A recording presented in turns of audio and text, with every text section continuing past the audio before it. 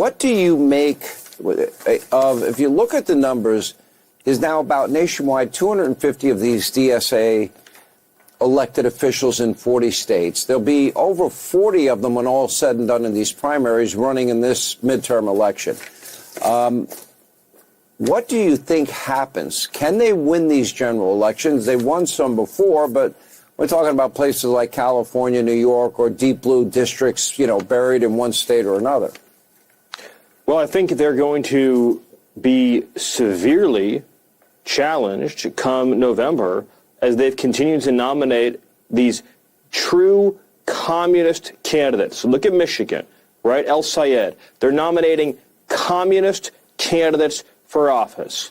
The center of this country, the middle of this country, the mainstream of this country is going to thunderously reject the Democrats' embrace of communism. And in Sayed, you also have somebody, as you've talked about this evening, Sean, who campaigned, who embraced, who courted the endorsement of this execrable, heinous, deplorable, monstrous Hassan Piker, somebody who has celebrated assassination culture, and somebody who has said that America deserved 9/11.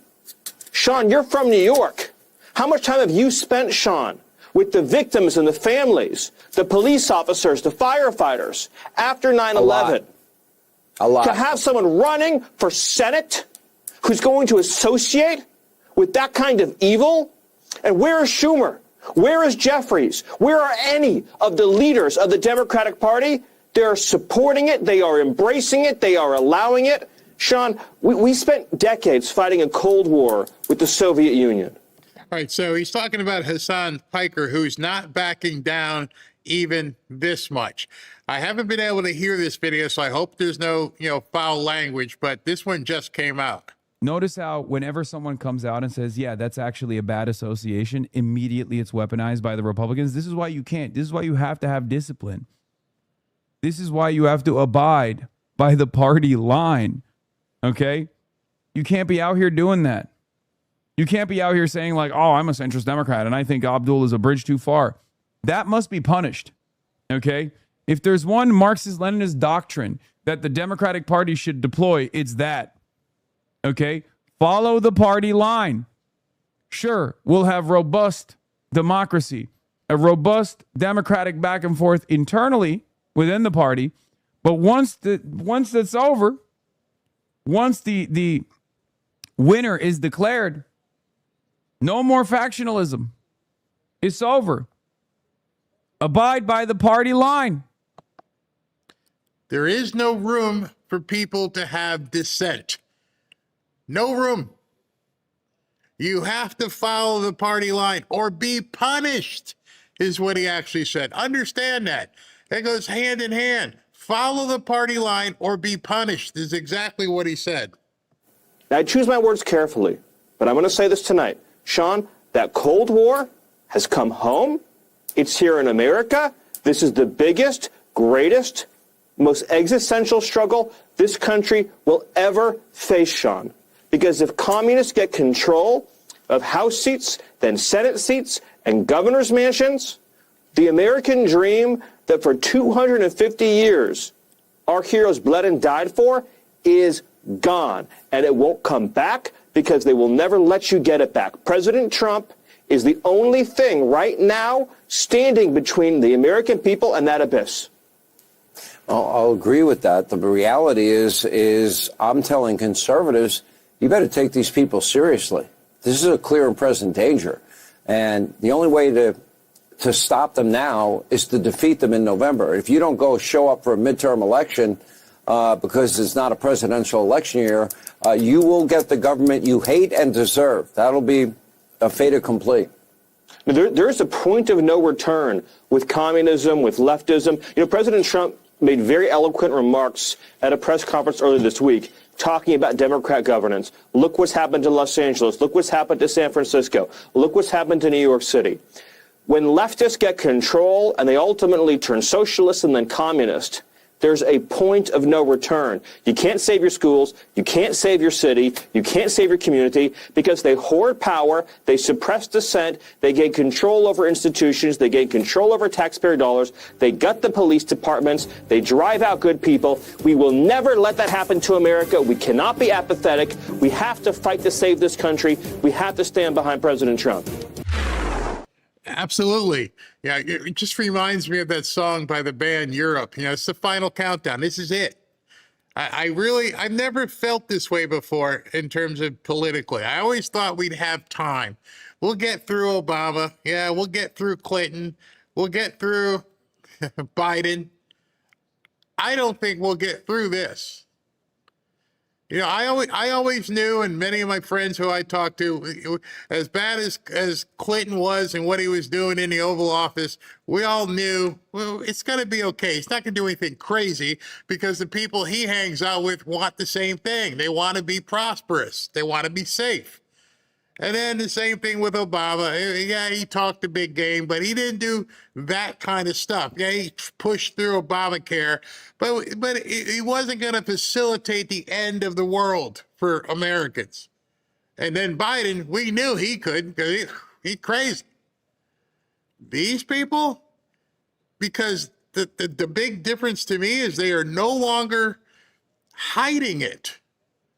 They are telling you what they're going to do. The guy just posted something from President Trump and said, yeah, you got that right. That's exactly what we're going to do. And because of that, like he said, you got to take these people seriously.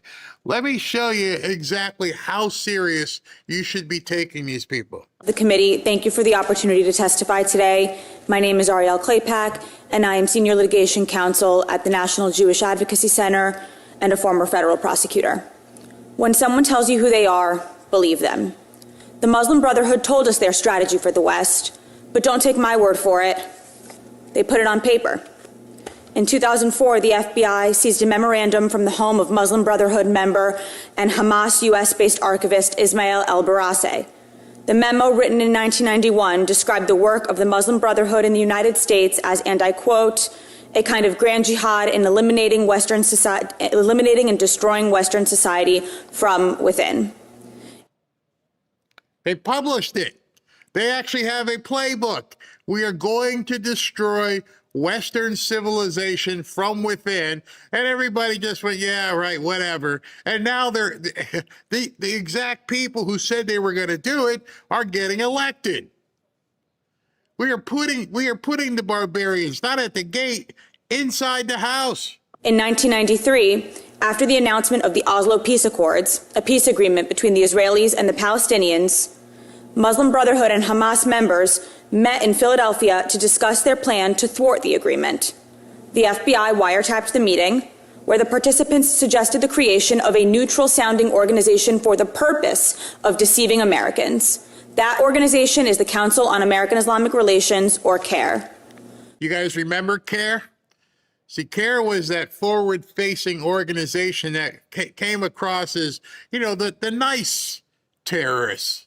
You know, they'd have suits on, and they would go on even Fox and talk about things. That was the plan. The plan was that don't show them the fangs, show them the smile, like Mondami is doing right now. 35 years later, their plan is working just as designed. This is not a relic of the 1990s. It is a foreign terror-supporting movement on American soil, targeting our Constitution and our founding principles. I would ask you to remember three things. These organizations are dangerous, they are in our schools, and they hide by abusing the very legal system they are working to dismantle. CAIR and its officials platform and maintain relationships with designated terrorists, not then, but today. Here are just a few examples. One, in 2025, the executive director of CAIR Ohio moderated an event that featured a member of Hamas. CAIR called it an oversight. Two, the International Union of Muslim Scholars, or IUMS, founded by the now designated foreign terrorist organization, the Egyptian Muslim Brotherhood, amplifies CAIR's work. This amplification is ongoing. This is the CAIR content that is on the IUMS website today. Three, CARE's current executive director and 1993 meeting participant Nihad Awad has appeared at IUMS events, eulogized a U.S. designated terrorist who was also Osama bin Laden's spiritual leader, and openly celebrated Hamas's murder of civilians. Second, they are in our schools. CARE New Jersey pushed their revisionist version of a 9/11 curriculum to nearly 30 public school districts that reframes the attacks as a predictable consequence of U.S. foreign policy. Imagine the kids in all those school districts walking around learning and believing that 9/11 was our fault.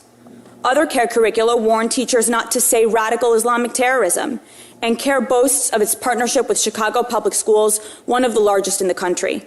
Indoctrinating our children into believing that terrorism is justified resistance is the antithesis of everything this country stands for. Third, they abuse the legal system to shield themselves from discovery. For example, in Texas, where CARE is challenging its terrorist designation, they have repeatedly resisted turning over discovery the judge has ordered them to produce.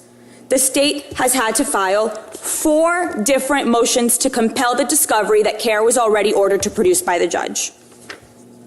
When a former board member publicly exposed that CARE was receiving foreign funding through the Washington Trust Foundation and hiding it from its own board, CARE sued her for defamation, then dropped the suit the moment the discovery turned to its donor records.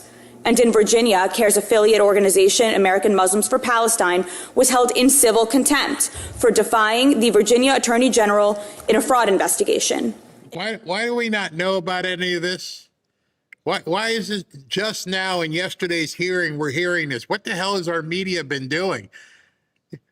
What kind of organization is the one she just said? Let me rewind that. I don't even know what the acronym is she just said. Listen to this again. Was held in civil contempt for defying the Virginia Attorney General in a fraud investigation. In Illinois, the same lawyers were ordered to pay attorney's fees for engaging in, quote, baseless discovery disputes in litigation that they have already dragged on for nearly 20 years. So what can we do? Thankfully, most of what is needed is simply to enforce the laws we already have.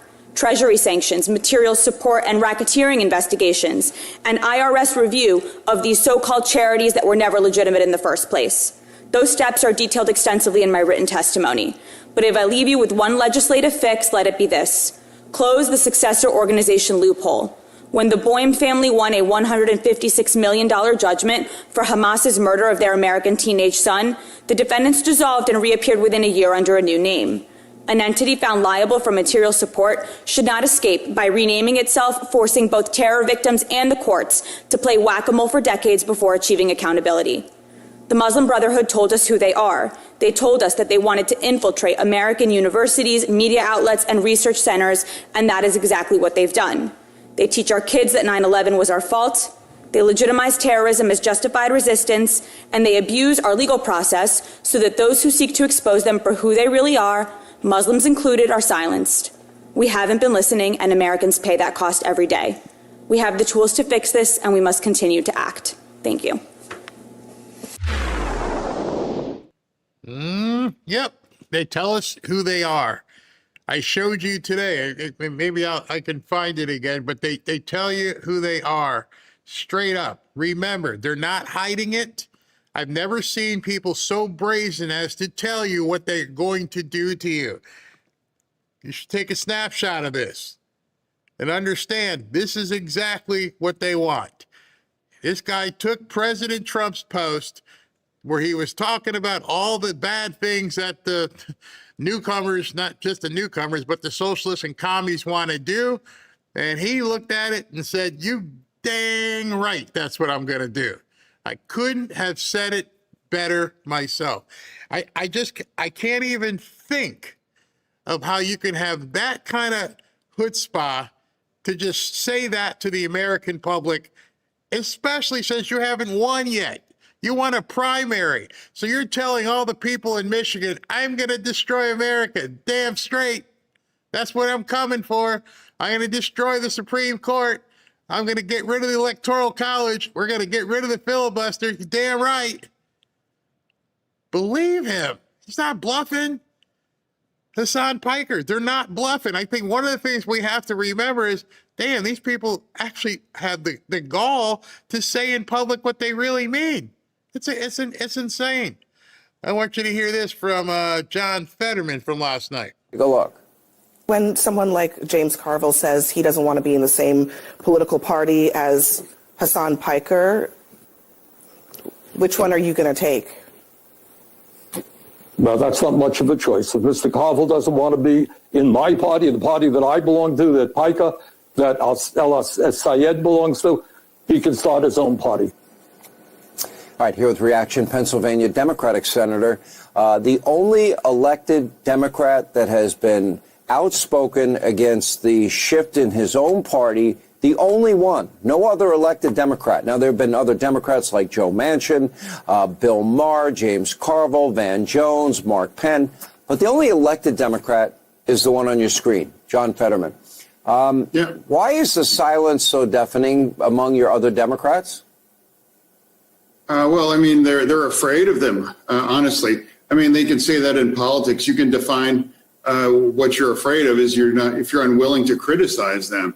So now, I think it's entirely appropriate. I think it's a responsibility as a Democrat to call this out.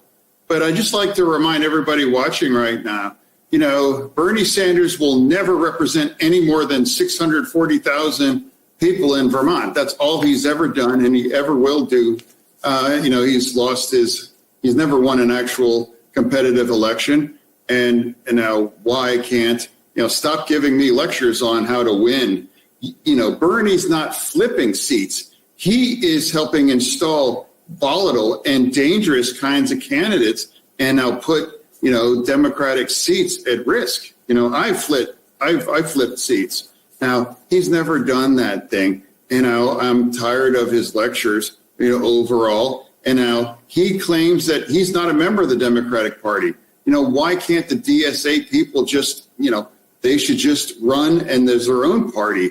And now I think it's important to remind people, who is driving a lot of this conversation. And now, I see that Chris Rabb's coming up, later. He represents literally the bluest district in the country now. And he's going to have extreme views that he couldn't go anywhere beyond just this district there.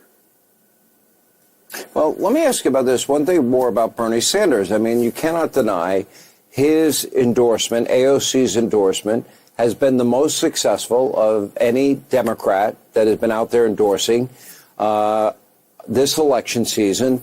I think he is definitely consciously, by going on the Fight the Oligarchy tour, he's passing his communist socialist mantle, if you will, to AOC, and now it's showing up in that New Hampshire poll where she would be the leading 2028 presidential candidate. It seems like Bernie's having an impact on these primaries in a major way. Well, that's one thing to win a primary, but what about a general election? Can these people win? Well, but my point is he's not flipping seats. And it's not that long ago that he got, Plattner shoved up his Say it. Don't worry about it. You can't say it. No. But, he really had the Plattner disaster, and, he's responsible for these kind of things. He's not flipping seats. He's installing unstable and these kinds of people that put Democratic seats at risk now in Michigan. Now it's undeniable. So it's like he's giving advice, how do you can't flip seats. Well, what would you like to see as the future for your Democratic Party? And I know, a lot of people said that the line in the sand that you've drawn as it relates to Israel, that is your line, that the party, but there is an anti-Semitic wing that has emerged within the Democratic ranks. There's even one on the new right, if you want to be honest, although it's not as loud, and I don't think it's as outspoken, and I don't think it's as institutionalized. So my question to you is, as you hear all of these positions, for example, all these DSA candidates, there'll be 40. They want to eliminate the Senate. They want to choose the president and judges, amnesty for illegals, abolish borders, abolish ICE.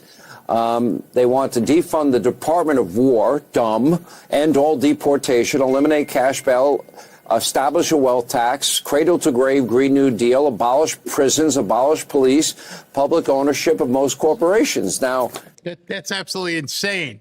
But at least give them the the credit for being audacious enough to even say this stuff, that they just want to completely upend our country. And they even have a website where you can look one by one, all these crazy things.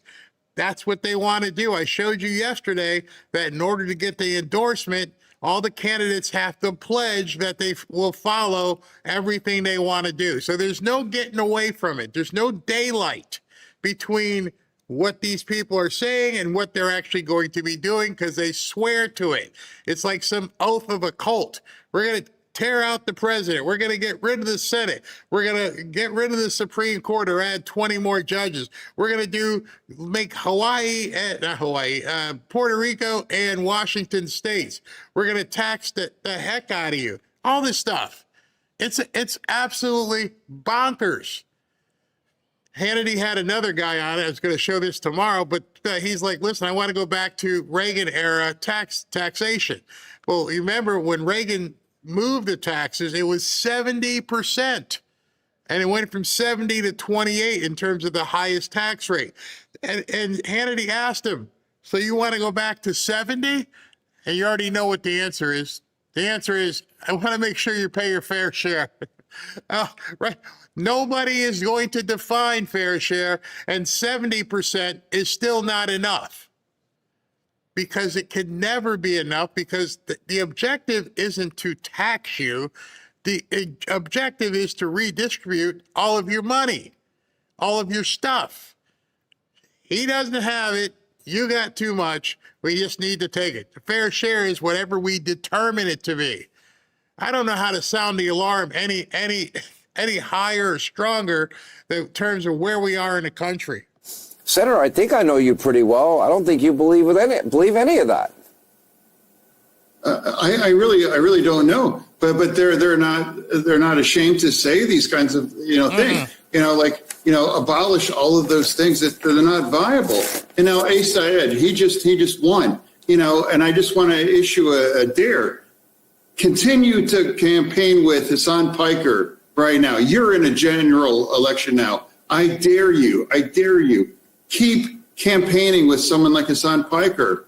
If I was a Republican, I would just dump $20 million for ads. He pals around with Piker, the guy that, on the 25th anniversary of 9/11, my best friend says America deserved 9/11, and you're going to try to win a general election. So how can he reconcile the outlandish thing that he said, and his record, and I'd also remind people that the vast majority, the majority of Michigan Dems picked someone other that wasn't El Sayed, he barely won by 14,000 votes.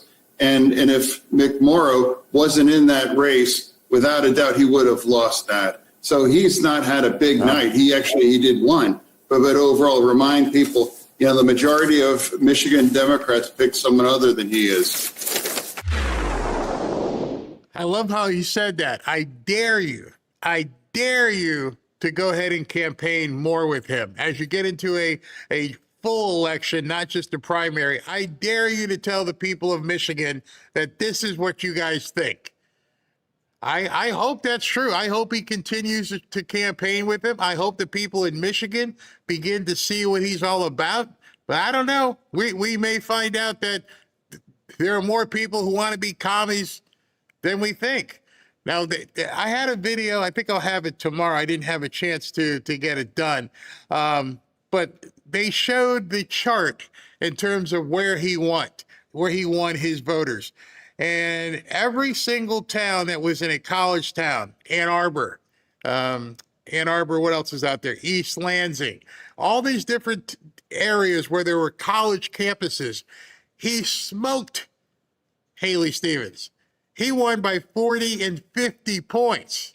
It was astounding looking at the numbers. Every single college campus, they went crazy for the socialists. And then they showed, I think it was Bill Hemmer, then he showed a chart of all the places where with the white lady, Haley Stevens, won. And she won all the black and working class communities by the same amount. She won over there 50 and 40 points ahead. It wasn't even like, there were no nail biters. It was completely one side or the other. And I guess there happened to be 14,000 more college kids than hardworking people. Crazy, absolutely crazy. Another story for you. SV alluded to this earlier, but it just popped out here. It says, excuse me, holy crap, New Yorkers are furious after Ugandan Mayor Mamdani just admitted his socialist agenda, let's just call it commie, will cost billions more than he thought. Imagine that, you lied. New Yorkers have had it. They've completely had it. It's costing billions, not millions, billions more than what you thought. So he promised to raise $10 billion this year. The funding he secured, 1.2. That's 90% off. His current tax to rich policies aren't making enough money, so the socialist wants to take even more. New York City is cooked, so Mamdani only has to increase funding by 73%. The question is, how much more does the city really need? New York City's annual budget is already $126 billion, bigger than the budgets of 46 entire states. 8 times bigger than LA's budget, and yet the city is staring at a $7 billion deficit next year. I thought everybody was saying he balanced the budget. Not true. Universal child care, look at this one. It costs 55% more than he claimed, up to $9.3 billion per year. Wow. Wow, wow, wow, wow. Here, listen to the video. Listen to the people of Staten Island just going after him. Promises he's now fessing up essentially are going to cost a lot more than he claimed in the campaign. Former NYPD Inspector Paul Morrow standing by. First to national correspondent Brian Yennis reporting live on this from New York. Hi, Brian. Hi, Martha. Well, Democratic Socialist Mayor Zohran Mamdani said his agenda would cost about $10 billion a year. Turns out it's likely going to be more than that. Let's start with free universal child care. The Center for New York City Affairs estimates the cost at about up to $9.3 billion a year. That's 55% more than Mamdani said. Most of that pays. Of course it is. You brought somebody in who had never so much as had a lemonade stand, and you've given him a $100 billion budget, and he's blowing through the money left and right, and he can't pay for all these crazy programs he wants, and he's trying to get the money from the state, which is now going to impugn and affect the people in the state of New York.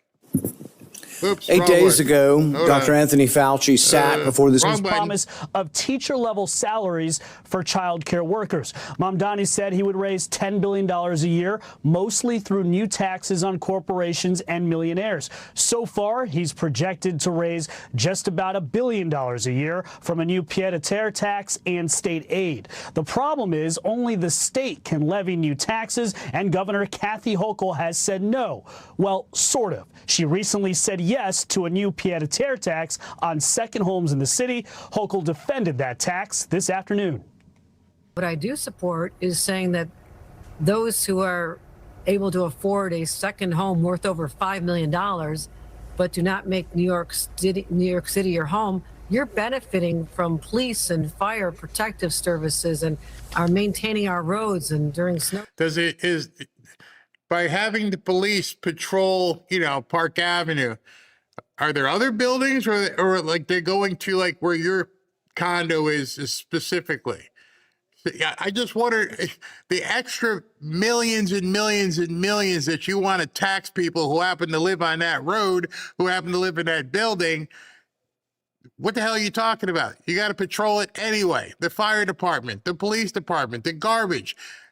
I'm pretty sure in my one condo up at the top there, it's not going to generate an extra couple $1 million in coverage for police. It doesn't make any sense. And he's, at this point, she's like the mother hen. He's going to have to keep going back to her to get bailed out, which now that means the entire state is basically subsidizing Mondami's little experiment in Manhattan, which is absolutely nuts. Storms and in the summer. So why aren't you contributing to this? So I'm asking people to pay their fair share. The question is, how much more does the city really need? New York. Fair share, huh? Fair share. You got to pay your fair share. Are you sick of hearing that yet? It's not by accident that not a single Democrat or commie will ever define that number. The more you hear it, the more you realize, yeah, they're never going to give a number to that, because right now you're seeing the reason why. If the fair share was when he applied the pied-à-terre tax and he couldn't do it, then there'd be no reason to have or be able to tax you even more. Hey, is this all I'm going to have to pay, this pied-à-terre tax? Yeah, that's all. That's it. That's going to do everything. All right, so you're never coming back and knocking on my door. Nope, that's it. That's your fair share. Now you find out that they're $9 billion short. For some reason, he couldn't figure out that he was going to be $9 billion short. Now all of a sudden, the fair share needle has to move. But you just told me if I did this pied-à-terre tax, that everything would be copacetic. That was before. Now I got to give free, child care. Well, it's not free. You want more money from me. And your free grocery stores. Nope, they're not free. There's never going to be an end to the, quote, fair share BS. City's annual budget is already $126 billion, bigger than the budgets of 46 states, 8 times bigger than LA's budget. And yet the city, Martha, is staring at a $7 billion deficit next year. Unbelievable. I doubt you'll hear that on any of the other newscasts like MSNBC or CNN. They're staring at a complete cliff.